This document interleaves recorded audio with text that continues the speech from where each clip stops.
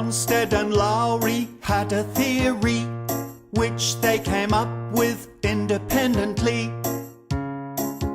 In chemistry, the difference between an acid and a base is a base accepts a proton which an acid donates.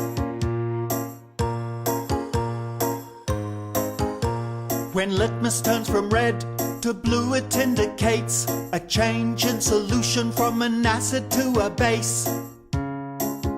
In chemistry, the difference between an acid and a base is a base accepts a proton which an acid donates. The pH scale lets you see the level of acidity. Above pH 7 is where bases go. pH 7's neutral with acids below.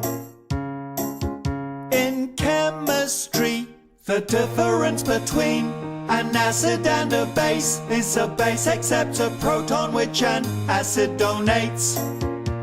The pH scale lets you see the level of acidity. The difference between an acid and a base is a base accepts a proton which an acid donates. The difference between an acid and a base is a base accepts a proton which an acid donates.